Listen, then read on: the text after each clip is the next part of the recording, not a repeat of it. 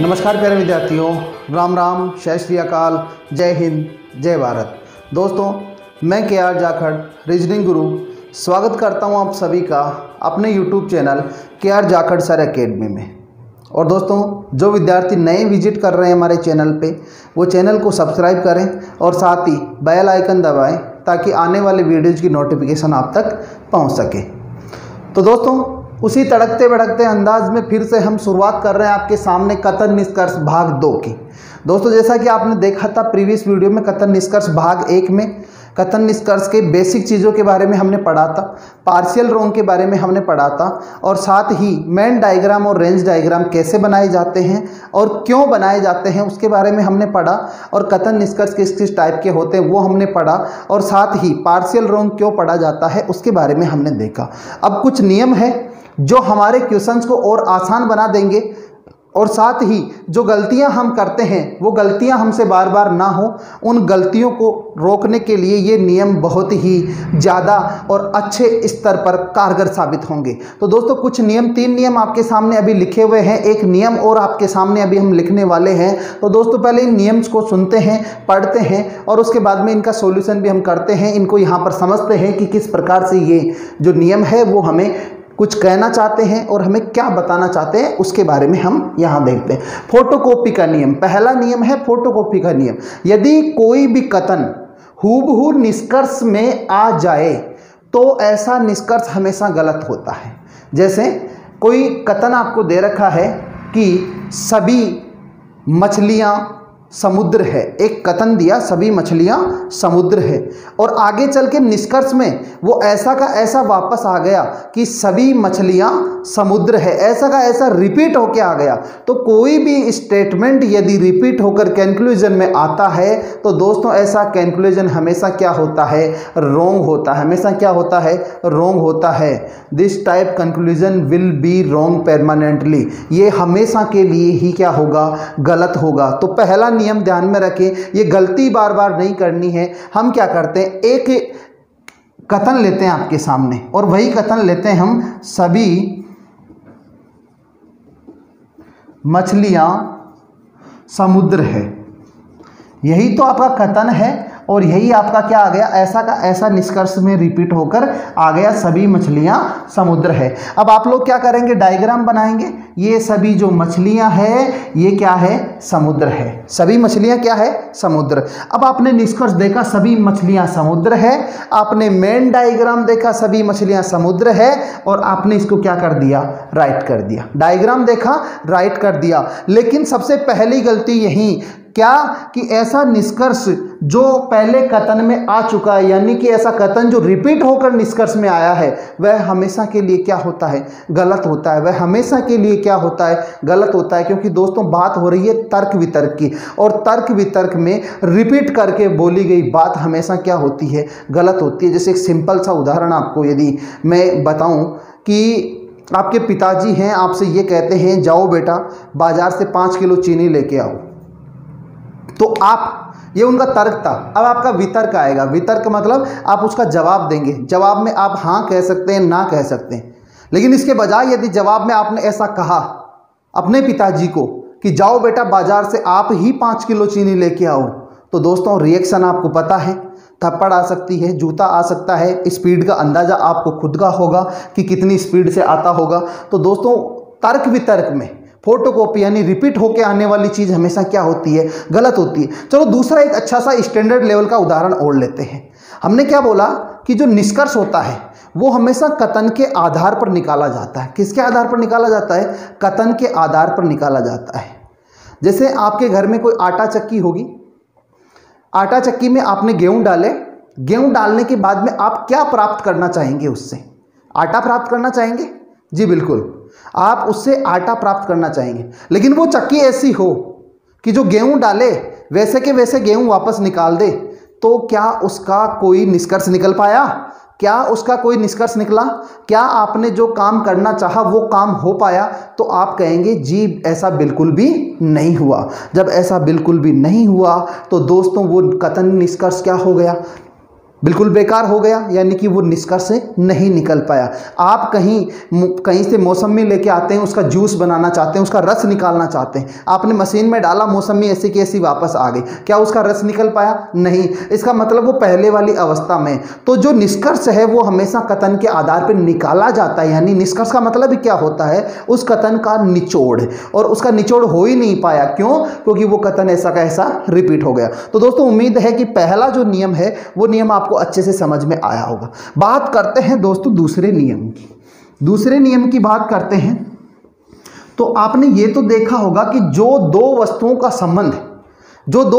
संबंध क्वेश्चन में दिया जाता है, उन्हीं के बारे में हम कोई निष्कर्ष निकाल के बता सकते हैं कि हाँ यह निष्कर्ष 100% सत्य है या 100% असत्य है। यानी 100% राइट और 100% रॉन्ग जो कंक्लूजन हम डिसाइड करते हैं वो तब ही डिसाइड कर सकते हैं जब दो वस्तुओं का संबंध पहले से कहीं दिया जाए, ठीक है, या फिर दो वस्तुओं में कोई अप्रत्यक्ष संबंध हो। अप्रत्यक्ष संबंध कैसे? जैसे दे दिया, अभी दिया आपको सभी मछलियां समुद्र है, जी बिल्कुल, और कह दिया जाए सभी जो समुद्र है वो सारी की सारी नदियां हैं, ऐसा कह दिया जाए, तो मछली और समुद्र का तो रिलेशन था। अब समुद्र और नदी का रिलेशन आया, लेकिन मछली का रिलेशन नदी के साथ अपने आप बन गया कि सारी मछलियां किस में चली गई? नदी में चल गई। ये जैसे जैसे हम टाइप पढ़ेंगे वैसे वैसे पढ़ने वाले हैं, लेकिन छोटा सा मैं उदाहरण आपको दे रहा हूं। क्यों? क्योंकि सेकंड जो नियम है ओडी का नियम, ओडी जानते हो ना, ओडी एक गाड़ी आती है, 4 चूड़ी वाली गाड़ी आती है, ऐसा एक डायग्राम बनता है। डायग्राम कब बनता है? जब सारे के सारे जो कथन हो वो किस फॉर्म में दिए गए हों? कुछ की फॉर्म में दिए गए हो कि कुछ गधे मनुष्य हैं, आगे दे दिया जाए कि कुछ मनुष्य घोड़े हैं, इस प्रकार से दो कथन दिए, तो उनका जो डायग्राम बनेगा वो ओडी जैसा बनेगा। जरूरी नहीं कि 4 चूड़ी बने, 3 बन सकती है, 4 बन सकती है, 5 बन सकती है, 6 बन सकती है, लेकिन उनसे निकलने वाले जो निष्कर्ष है उन्हें सीधा सीधा हम कैसे डिसाइड कर सकते हैं उसके बारे में पढ़ते हैं। देखते हैं नियम सेकंड की व्याख्या। तो दोस्तों नियम सेकंड है ओडी का नियम, और कहता क्या है? यदि उपयुक्त आरेख कभी भी बनता है, उपयुक्त आरेख कभी भी बनता है, उपयुक्त कौन सा? ये जो आरेख हमने देखा है, कभी भी बनता है, तो इससे निकलने वाले निष्कर्ष या तो गलत या आंशिक गलत होते हैं, वाइस वर्सा को छोड़कर। वाइस वर्सा के बारे में प्रीवियस वीडियो में हमने बहुत ही अच्छे स्तर की चर्चा करी है, जिसे आपको देखना है। यदि आपने नहीं देखा है तो दोस्तों आप कथन व निष्कर्ष का भाग 1 जरूर देखें, जो आपको प्लेलिस्ट में reasoning for all competitive exam के नाम से जो प्लेलिस्ट बनी हुई है उसमें मिलेगा, तो आप वहां जाकर आराम से उसको देख सकते हैं। तो हम देखते हैं कि जैसे आपके सामने लिख दिया गया कि कुछ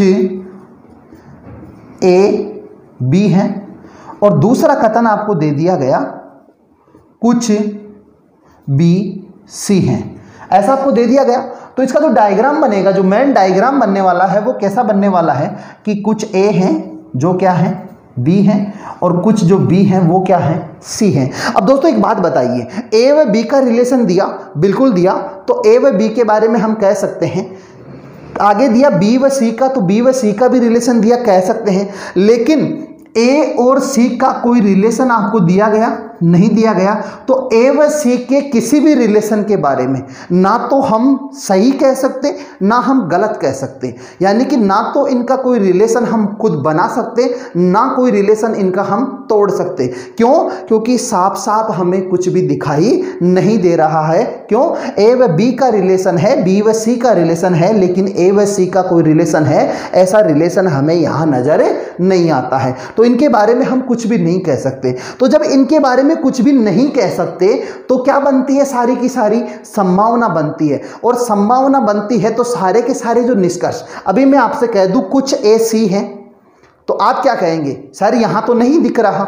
लेकिन दोस्तों यही तो फर्क है, जो रेंज डायग्राम प्रीवियस वीडियो में हमने पढ़ा है उसका यही तो फर्क है। इसका रेंज डायग्राम बनाइए। रेंज डायग्राम का मतलब क्या होता है? क्वेश्चन की जो शर्तें होती है उन शर्तों को पूरा करते हुए उसे दूसरे किस तरीके से दर्शा सकते हैं, वही तो रेंज डायग्राम होता है। अब दोस्तों एक डायग्राम मैं यहाँ पर बना रहा हूँ, यहाँ पर मैंने बनाया ए, यहाँ पर बनाया बी, और यहाँ पर मैंने बना दिया सी।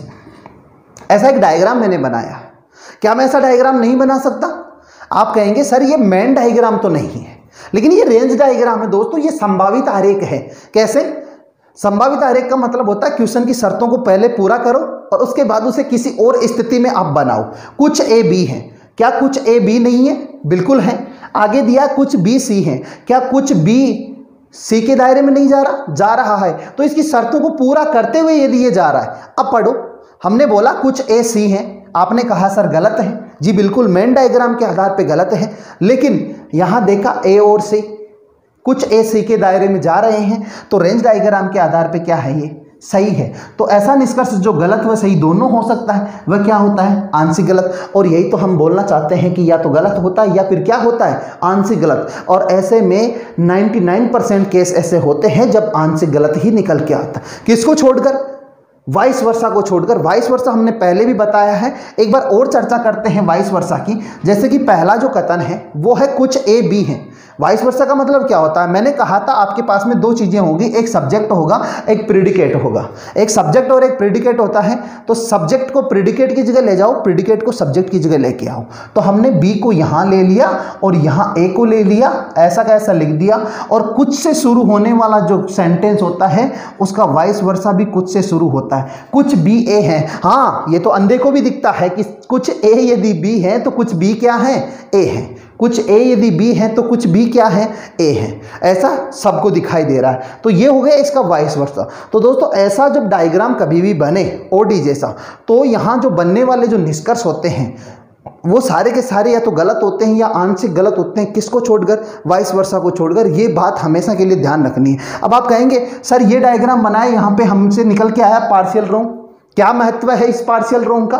तो दोस्तों महत्व प्रीवियस वीडियो में हमने अच्छे से समझाया है। पार्शियल रोंग का महत्व है एक तो संभावना निकालने में, क्योंकि यदि ये डायग्राम आपने नहीं बनाया, मैंने यहाँ से संभावना पूछ ली कि कुछ ए के सी होने की संभावना है, आप कहेंगे जी सर गलत है, लेकिन नहीं दोस्तों, यहां देखिए कुछ ए के सी होने की संभावना है, और संभावना पहले से पार्शियल रोंग होती है तो वो संभावना गलत नहीं क्या हो जाएगी, सही हो जाएगी। तो सेकंड मिस्टेक जो कथन निष्कर्ष के क्वेश्चंस में हम एग्जाम में करके आते हैं वो क्या है, जब हम रेंज डायग्राम नहीं पढ़ाते, रेंज डायग्राम नहीं बनाते, और रेंज डायग्राम नहीं बनाते हैं तो हम आंशिक गलत नहीं निकाल पाते, और आंशिक गलत के साथ साथ में हम संभावना भी नहीं निकाल पाते, और संभावनाओं के सारे क्वेश्चन क्या हो जाते हैं, गलत हो जाते हैं। आप कहेंगे सर दो में से दो निष्कर्ष आएंगे, एक ही तो संभावना आएगी।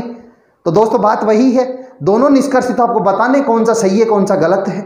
यदि पहला निष्कर्ष गलत है और आपने दूसरा भी गलत कर दिया तो आप आंसर करेंगे दोनों गलत है, जबकि दूसरा तो सही था, तो आंसर क्या करना चाहिए, दूसरा निष्कर्ष सही है। तो एक संभावना यानी एक निष्कर्ष भी गलत हुआ तो क्वेश्चन तो पूरा का पूरा गलत हो जाएगा। तो दोस्तों इस बात का ध्यान रखें। तो सेकंड मिस्टेक मैंने आपको बता दिया एग्जाम में जो हम सेकंड मिस्टेक करते हैं, अब आज के बाद में आप कभी भी नहीं कहने वाले, यानी जैसे कथन निष्कर्ष का अपना चैप्टर कंप्लीट होगा, आप जिंदगी में कभी ये बात नहीं दोहराएंगे कि सर कथन और निष्कर्ष के क्वेश्चन हमारे गलत होते हैं। तो दोस्तों यहीं बने रहिए, कहीं नहीं जाना आप लोगों को, और लगातार बने रहिए हमारे साथ में। और अगले वीडियो का भी आप इंतजार कीजिए, मिलेगा, डेली आपको वीडियो मिलता है, अगला वीडियो भी मिलेगा। कथन निष्कर्ष का चैप्टर इतना कंटेस्ट कर लीजिए दोस्तों, ये हर एग्जाम में।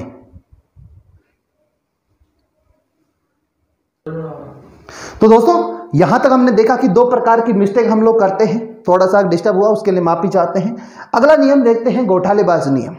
घोटालेबाज नियम देखने में कुछ घोटाला लग रहा है, और घोटाला क्या है, यदि एक ही वाक्य में कुछ और नहीं दोनों आ जाए। ध्यान रखना दोस्तों, किसका ध्यान रखना है, कुछ और नहीं का, दोनों आने चाहिए। जैसे कि कुछ मनुष्य गधे नहीं है, ये बात यदि आ जाए तो ऐसा निष्कर्ष हमेशा ही आंशिक गलत होता है। कैसा गलत होता है, आंशिक गलत होता है। इस बात का विशेष तौर पर आपको ध्यान रखना है, ऐसा निष्कर्ष हमेशा ही आंशिक गलत होता है। किसको छोड़कर, अपवाद को छोड़कर। एक अपवाद ऐसा भी आपको बताएंगे, वो एक ही टाइप का अपवाद होता है जहां आपको क्रम संख्या 6 में हम बताने वाले हैं। कहां बताने वाले हैं, क्रम संख्या 6 में। 6 टाइप से आपको कथन निष्कर्ष पढ़ाए जाएंगे, 6 टाइप के अलग अलग किस किस प्रकार से आपको क्वेश्चन पूछे जाते हैं। तो क्रम संख्या 6 में आपको बताएंगे कि कुछ और नहीं आने के बावजूद भी वह आंशिक गलत नहीं होता है, तो उस पर भी हम चर्चा करेंगे। अभी हम देखते हैं, जैसे आपको कह दिया जाए कि कुछ पेड़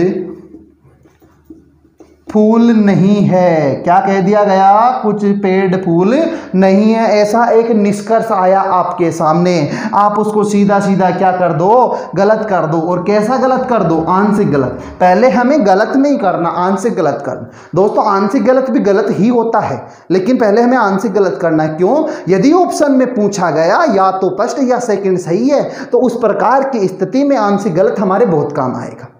तो ये चीज हमें याद रखनी है, क्योंकि यहां क्या आया? कुछ, और यहां आया नहीं। तो कुछ और नहीं वाली जो स्थिति होती है उसमें जो हमेशा क्या होता है? आंशिक गलत। केवल एक कंडीशन को छोड़कर, जहां क्रम संख्या 6 हमने आपको बताई है, जहां कुछ और नहीं वाले जो क्वेश्चन होते हैं, यानी एक में कुछ आए और दूसरे में कोई नहीं आए, इस प्रकार के जो कथन होते हैं, वहां पर आपको इस प्रकार का जो निष्कर्ष होगा वो भी गलत नहीं होगा, वो सही होगा। तो दोस्तों यहां तक चर्चा करी हमने 3 नियम की। अब हम बात करने वाले हैं चौथे नियम की, और साथ ही हम बात करने वाले हैं चौथे नियम का जो अपवाद है उसकी, और उसी के साथ में जो चौथे नियम की जो स्थितियां बनती है, उस चौथे नियम की स्थितियों के बारे में बात करना चाहते हैं। तो बेसब्री से इंतजार करने की आवश्यकता नहीं है। जो चौथा नियम हमारा रहने वाला है वो रहने वाला है आइदर और का, यानी या तो या की जो कंडीशन होती है उसके बारे में रहने वाला है। तो दोस्तों देखते हैं कि जो चौथा नियम है वो किस प्रकार से होता है और उसको किस प्रकार से हमें नज़र में रखते हुए क्वेश्चनों को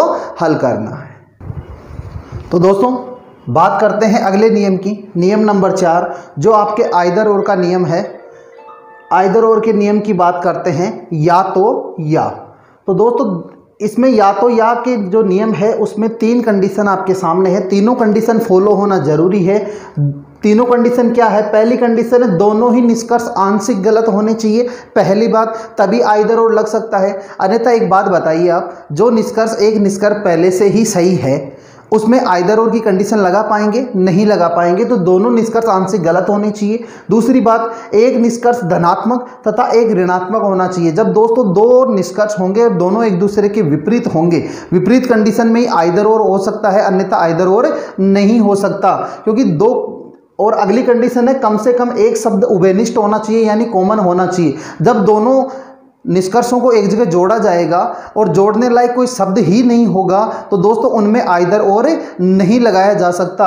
दोस्तों जोड़ने लायक एक शब्द वहां पर होना चाहिए। तो कम से कम एक शब्द, एक से ज़्यादा शब्द कॉमन आए तो कोई दिक्कत नहीं है, हो सकता है, लेकिन एक शब्द तो कॉमन होना ही चाहिए। और कॉमन शब्द की बात है, जो निष्कर्ष में आपके एक सब्जेक्ट और एक प्रेडिकेट होगा, उनमें से कोई एक रिपीट होकर आना चाहिए। चाहे कोई सब्जेक्ट है तो वो दूसरे निष्कर्ष में चाहे सब्जेक्ट की जगह आ जाए, चाहे प्रेडिकेट की जगह आ जाए, लेकिन एक जगह वो वापस रिपीट होकर आना चाहिए। अब दोस्तों आइदर और का एक अपवाद होता है, यदि एक ही वस्तु या व्यक्ति की तुलना एक ही वस्तु या व्यक्ति विशेष से करते हुए 2 विपरीत बातें बोली जाए, जिनमें एक पॉजिटिव तथा एक नेगेटिव हो, तो ऐसी स्थिति में आइदर और लगेगा, चाहे शर्तें लागू हो चाहे ना हो। जैसे कोई व्यक्ति है, उसके बारे में बोल दिया जाए, 2 व्यक्ति खड़े होकर बात कर रहे हैं, एक व्यक्ति कह रहा है कि यह व्यक्ति चोर है और दूसरा कह रहा है यह व्यक्ति चोर नहीं है। तो दोस्तों दोनों में से एक बात तो जरूर सत्य होगी, लेकिन हमें पता नहीं है वो कौन सी बात सत्य है। तो ऐसी स्थिति में एक निष्कर्ष सही एक गलत होगा, लेकिन हमें पता नहीं है कौन सा निष्कर्ष गलत है कौन सा सही है। तो दोस्तों ऐसी स्थिति में भी चाहे ये तीनों शर्तें लागू हो चाहे तीनों शर्तें लागू ना हो, लेकिन यहाँ ये आइदर और का नियम तो लागू होगा, यानी कि या तो या वाली स्थिति बनेगी। अब या तो या की जो स्थिति होती है, आइदर और की जो स्थितियां होती है, वो 3 प्रकार की स्थितियां बनती है, जिनमें आपके जो निष्कर्ष का जो कॉम्बिनेशन है, यानी 2 निष्कर्ष जिनकी आप तुलना कर रहे हो, वो निष्कर्ष ऐसे होने चाहिए, यानी कि एक निष्कर्ष होना चाहिए जिसमें आए कुछ है, यानी कुछ राम श्याम है, इस प्रकार से। तो उसका दूसरा निष्कर्ष जिससे कंपेरिजन कर रहे हो उसमें कोई नहीं आना चाहिए, जैसे आ गया कि कोई श्याम प्रभु नहीं है, इस प्रकार का एक निष्कर्ष आना चाहिए, इस प्रकार के निष्कर्ष का कॉम्बिनेशन। दूसरी शर्त है सम और सम नोट की, यानी कुछ है और कुछ नहीं है, कुछ राम श्याम है और अगला हो जाए कि कुछ श्याम प्रभु नहीं है, इस प्रकार से। तीसरी कंडीशन है ऑल और सम नोट की, यानी सभी है और कुछ नहीं है, यानी सभी राम श्याम है और कुछ श्याम प्रभु नहीं है। इस प्रकार की जब कंडीशन होगी, ये 3 प्रकार की कंडीशन होती है, जिसमें आपके जो निष्कर्ष होते हैं उनकी शुरुआत कुछ इस प्रकार से होनी चाहिए, इस प्रकार के कॉम्बिनेशन बनने चाहिए, संयोग बनने चाहिए, तब जाके ही आइदर और की शर्तें लागू हो पाएगी। तो दोस्तों ये था आपके कथन और निष्कर्ष के जो नियम है, कुछ नियम जो आपको गलतियां करने से रोकते हैं, और ये आइदर और का नियम जो आपको या तो या वाली जो स्थिति है वहां आपको काफ़ी आसान तरीके से क्वेश्चन हल करने में सहायता करता है। तो दोस्तों ये तो बात हुई हमारे किसकी, ये नियम की और इसके अपवाद की, साथ ही आइदर और की जो स्थितियां होती है उसकी। अब नेक्स्ट वीडियो में हम बात करने वाले हैं इसके टाइप्स की, 6 टाइप हम पढ़ेंगे। तो नेक्स्ट वीडियो से हम शुरुआत करने वाले हैं कथन निष्कर्ष के क्वेश्चंस की, किस किस टाइप के क्वेश्चंस वहां पर आपको देखने को मिलेंगे। तो दोस्तों इसी उम्मीद के साथ कि आपको वीडियो अच्छा लगा होगा तो आप लाइक करेंगे, शेयर करेंगे, साथ ही जो स्टूडेंट नए हैं वो चैनल को सब्सक्राइब करेंगे। तो इसी उम्मीद के साथ में आज हम आपसे विदा लेते हैं, बात करेंगे नेक्स्ट वीडियो में रेगुलर कथन और निष्कर्ष की। तो दोस्तों नमस्कार, राम राम, जय हिंद, जय भारत।